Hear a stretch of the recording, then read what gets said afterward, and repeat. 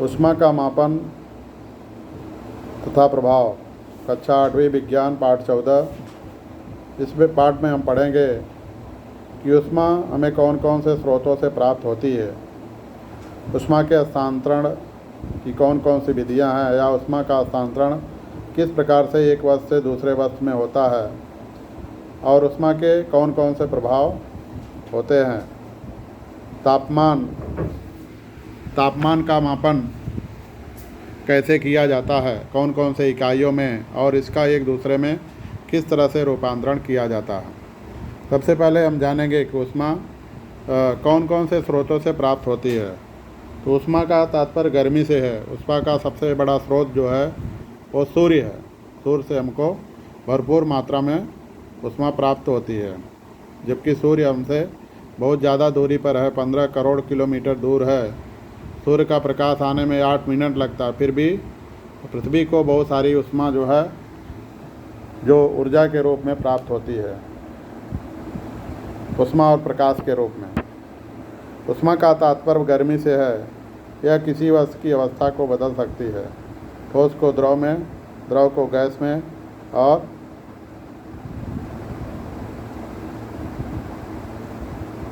तो ये प्रभाव ऊष्मा का होता है। किसी वस्तु में ऊष्मा की मात्रा तापमान से मापी जाती है।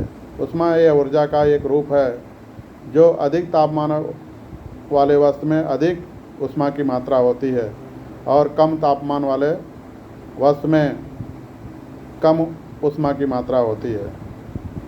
ठंडे वस्तु का तापमान गर्म वस्तु के तापमान से हमेशा कम होता है। तापमान या ऊष्मा के मापन की एक इकाई है। आइसक्रीम का तापमान चाय के तापमान से कम होता है।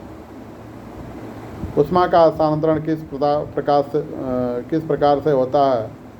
ऊष्मा गर्म वस्तु से ठंडी वस्तु की तरफ इसका गमन होता है। ऊष्मा हस्तांतरण की बहुत सारी विधियां हैं, चालन, संवहन और विकिरण, जो कि कक्षा 7वीं में बताई गई थी। इस पाठ में केवल ये जानकारी तुमको लेना है कि ऊष्मा देने से किसी वस्तु का प्रसरण होता है। प्रसरण का मतलब होता है फैलना। जैसे लोहे को अगर ऊष्मा हम देते हैं तो उसमें प्रसरण होता है, माने उसका वॉल्यूम, आयतन जो है वो बढ़ जाता है। और पदार्थ को ठंडा जब भी करेंगे तो उसका आकुंचन होता है या संकुचन होता है। तो ऊष्मा का जो प्रभाव है, ऊष्मा किसी भी पदार्थ के वॉल्यूम को, आकार को बढ़ा सकती है, और उसको जब भी ठंडा करेंगे तो उसमें संकुचन या आकुंचन होता है। इस तरह से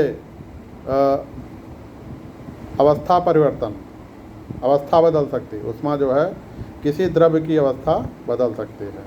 ठोस को द्रव में, द्रव को गैस में बदल सकती है ऊष्मा देने पर, और उसको ठंडा करने पर पुनः उसका गैस से रूपांतरण ठोस में, द्रव में, और द्रव से गैस में होता है।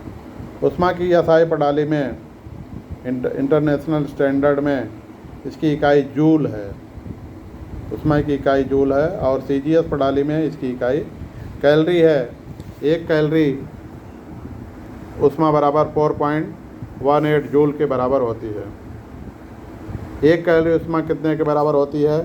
1 ग्राम पानी का तापमान 1 डिग्री सेंटीग्रेड तक बढ़ाने के लिए जो आवश्यक ऊष्मा होती है, 1 कैलोरी होती है। इसी तरीके से इसकी बड़ी इकाई किलो कैलोरी है।